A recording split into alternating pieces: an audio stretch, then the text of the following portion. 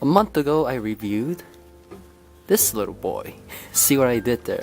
This is a BittBoy, basically another Famicom on a chip with the 300 built-in games in the small form factor that's styled after the DMG 001 Game Boy style. The direction where they're going for wise, it was a good approach. However, in terms of the software, it wasn't really perfect. It felt like it kind of rushed out too much. But the concept of the small portable gaming device was seemed to be a little bit of novelty. And this particular version of BittBoy alone, I had a lot of fun with it as well. Only thing was, it also lacked the SD card slot, which you're not able to input your own games. And in terms of the legalization of putting the ROMs, especially considering the fact that Nintendo's picky about the putting on the ROMs, especially the recent events with the Soldier Boy and his god awful God knows what AliExpress and Amazon consoles reselling, they're suing. I can't imagine this one's no longer exists on the BittBoy website, and I can surely understand why. I brought you what BittBoy has been recently released in somewhere around 2018. It's a new BittBoy. And yes, new is indeed right, because the new BittBoy, at the first glance, seems just like the regular original BittBoy. But however, there are major differences. We will get into that in a second. So, the box-wise, it's pretty much similar to the original, kind of similar to the original BittBoy, but in a real classic Game Boy. DMG 001 style.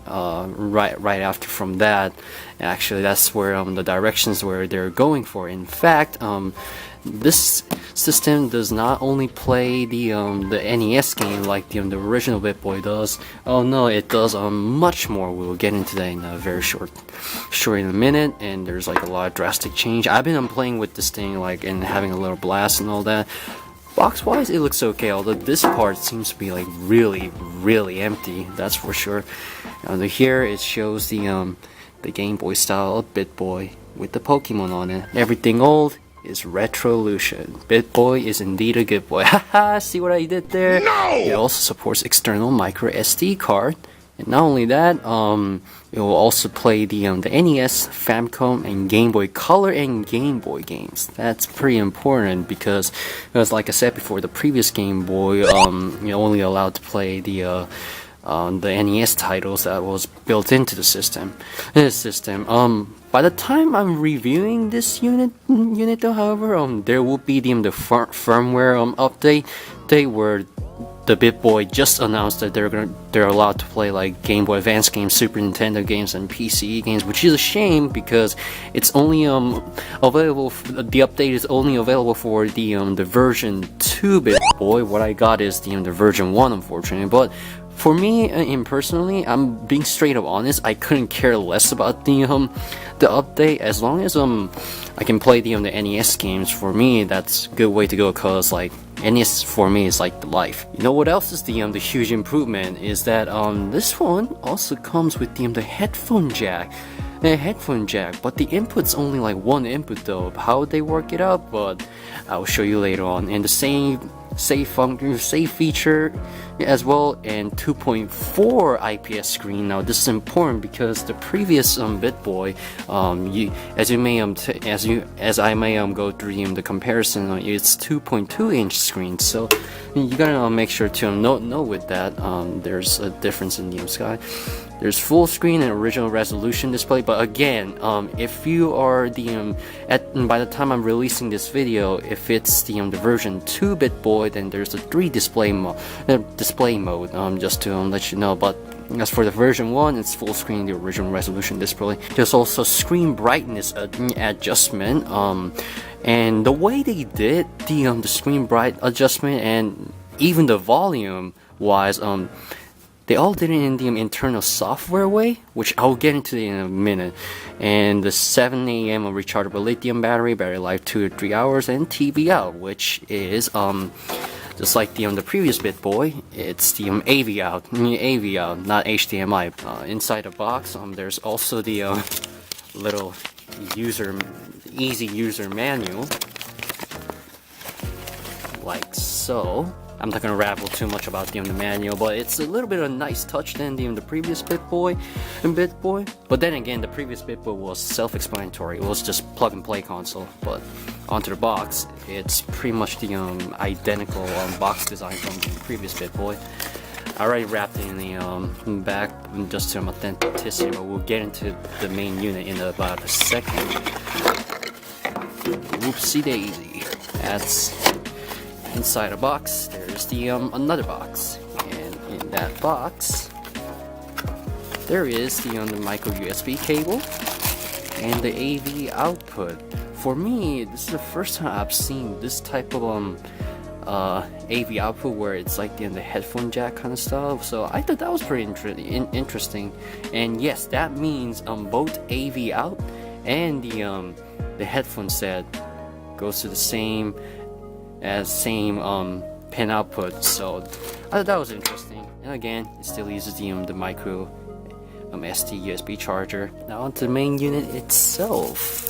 Just gonna open it up. And here it is, the new BittBoy. First things first, I really love the aesthetic of this new BittBoy. As a whole, it looks just like the miniature version of the Game Boy DMG001. I think that was the unit name. I'm so sorry if I got it wrong. You can blame it on me on the comment section. And in terms of the comparison with the previous BittBoy, both of them aesthetically wise, they look great, but I think I'll prefer the new BittBoy as well. Not just because it's new, but style of the Game Boy wise. This one's also a bit heavier than the previous BittBoy. And there's a difference between the screen size as well. As you can see, if we turn it on real quick for both of them side by side, the screen on the new BittBoy is a little bit bigger than this one. Again, this is 2.2 inch. This is 2.2 inch, and this one is the 2.4 inch IPS screen. Button wise, they feel okay. Pretty much same as the previous BittBoy. That's how I feel. Very clicky, and the D-pad I thought a little bit mushy, but it does have a good central pivot, so it doesn't really press in like the whole button. So that's a good thing. And the reset button is clicky now, whereas in the previous BittBoy it was like mushy. Select and start, and the turbo buttons as well. And then going back to it, the battery compartment. If I can even open this up. Yeah, there it is. We're still using the Game Boy SP batteries. What this means is that if you have a dead Game Boy batteries and Game Boys with the if you have Game Boys with the Game Boy Advance, I can't speak English today. Game Boys with the dead batteries, you can use this on that Game Boy or vice versa. There are some physical hardware differences as well. For one thing, in the previous BittBoy they have a volume dial, which was convenient. This one, on the other hand, they removed it. It's like you can see here, they kind of like painted in as if like they removed the painted in kind of thing. So yeah, what they did instead was like if you're running the software, you have to press the select and then hold on BNA to adjust the volume. And what they also added was, by pressing select and pressing the turbo button, you can adjust the brightness. And brightness wise, I think that's a pretty smart move. Although at the same time though, there are certain games where you're actually using the select button as one of the main pause feature. Like there are the games like Wario Land 3 or 2, I can't quite remember, but yeah, where they apparently use the select button as the volume adjust, so select button as a pause selection, and during in-game play, and you want to like adjust the volume and all that kind of stuff, like you have to do like this and all that constantly on the bottom. And yes, this one does able to plug the headphone jack as well, but in this video we're not going to demonstrate too much. And there's also the micro USB. On the top is very important because now we do have a micro SD card slot, so it's no longer just the empty slot, just like the previous BittBoy. So that's a huge advantage. And in terms of the piracy wise, I think they can still get away with it as well, because like if you don't, from the get-go, they don't have built-in games, and if you just turn it on without the any SD card, yeah, it won't even let you skip the intro. So if you plug it in, then from there you can actually like select the games and all that kind of stuff. Well, enough about the rambling though. Let's talk about the actual software. They use the system called Miyu, which I've never heard about that software until like I heard about the BittBoy. I think I've never even come across with this as well. And as you can see, fun. Miyu NES, Miyu GB Gameboy games, and Miyu GBC. Just for convenience, I already unloaded some of the games as well. In terms of the screen wise, it looks just absolutely gorgeous. Looks colorful, vibrant.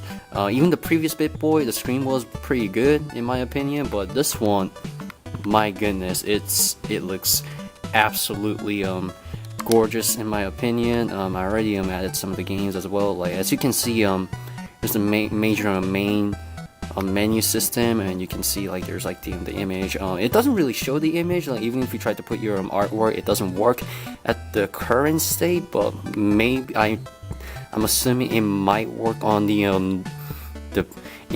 future firmware updates. Let's play some games. In order to start the game, you usually oh, by the way, going back to the main another console selection screen, you have to press the A to enter the platform you want to play, and then B to go back to the main menu, emulation select screen, and Miyu NES. And as you can see, I've loaded like some of the ROMs as well. There's this little tweak just before I get into the games though. If you add the game ROMs through the MacBook, they will show this like jumbled garbage like file, and then if you enter it, and there's like nothing. Literally, there's nothing. So just to be aware of that. But I heard the Windows version doesn't have that type of issue from what I've heard. And would you look at that? Would you look at that? Super Mario Bros. 3. As you can see, select B, increases the volume. Select A, lower the volume. Select Turbo A, increases the brightness. Select Turbo A, lowers the brightness. And I think that the lowering the brightness option is actually pretty good, because the previous BittBoy was like only one video brightness option. So the game sounds and runs pretty great, although there's a little bit of input lag, but at the same time it's not too noticeable. With this type of emulation, you do have to expect there's a little bit of the screen tearing and a bit of a lag, but not too noticeable.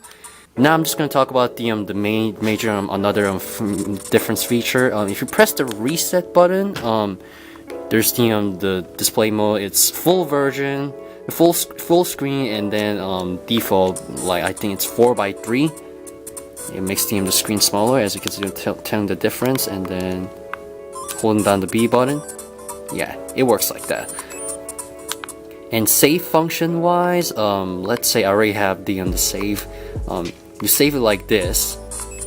Let's just say you enter the game like this randomly, and then you go back to the load state, and then like press the read button. You can also delete the save feature. I don't know who the hell wants to do that, but still, like that's the major option. There's also the little display thing, whether you can like play it on the LCD TV and all that. But although if you're not plugging this on your any of the television or the capture card, I suggest you not to do operate this feature while you're playing a game at the like this at the moment, because like it would just turn into the black screen and you have to like start the whole system again. So that kind of sucks, but at the same time though, it's a little neat feature to say the least. If you're tired of playing the playing a game, you just have to hold down the reset button to go back to the main menu, and then there you go. In terms of the NES emulation wise, it's by no means it's perfect, but at the same time it works quite well though. Major problem is the save function. There are certain games like that actually utilizes the save bars and all that. Let's say Super Mario Land, and usually it would be like there would be like the save functions like this and all that. Let's say you're like that, you're already like making progress until like here and all that kind of stuff. Exit the game, get back in. All the save files are like all deleted unless you already made the physical save function on the built-in system, and then you have to load it through there. And I think that's no fun, to be honest. Like, I mean, I think it's granted it's the emulation, but at the same time, I just wish that if they had like fixed those like minor problems, like it would have been like worked out pretty well. Game Boy emulation wise, again, you should be expecting few of a bit of a screen tearing, but not as much as the NES game. So in my opinion, at least. But yeah, the Game Boy emulation wise, I think it runs really well, and the image wise, like, it's super crispy, wow. And finally, the Game Boy Color emulation, it runs really well. And I forgot to mention about the menu system. This, when it comes to adding games, the menu system wise, it doesn't arrange by alphabetical order. It's what comes first. So in the end, even if you like try to set in the alphabetical order, it's just gonna like randomly just like list the games like this. Let's just say I'll get into Tetris DX. And then like go back, and then as you can see, screen looks absolute gorgeous. Honestly, in my opinion, this is one of the best Game Boy Color emulation that I've seen so far. Even though I'm not really the Game Boy guy, but at the same time, though, I do have the appreciation and respect for the console itself. This runs pretty well, honestly, and I'm not doing such a good job in Tetris at the moment. Playing a different aspect ratio, I'm just gonna say default, and then press the. For people who grew up with the Game Boy games, this is pretty important in terms of the aspect ratio, because they don't want to see the any Game Boy games that looks like stretched out like this. For me personally, I would usually go with this way because I don't really care about the aspect ratio, and I think, in my opinion, this looks way better. But there are some, but it's a nice thing to have that they had the option to change the aspect ratio like this, and I think this new BittBoy has really done it quite well. So, new BittBoy, what do I think in the end? I think it's a significant improve from the original BittBoy. This one just improves all the thing, and in terms of the emulation wise, not 100% perfect, I will admit. At the same time though, it ain't half bad either, and this, I think, really shows that what BittBoy is like capable of in terms of running the old NES games, and it quite preserves it pretty well. In fact, small to bring along with you, and I think BittBoy is the thing that where everyone should take a look. Every retro game enthusiast should really get into, and BittBoy is a good boy. And I will quit that joke anytime soon. This was Kevinhwsohn signing out.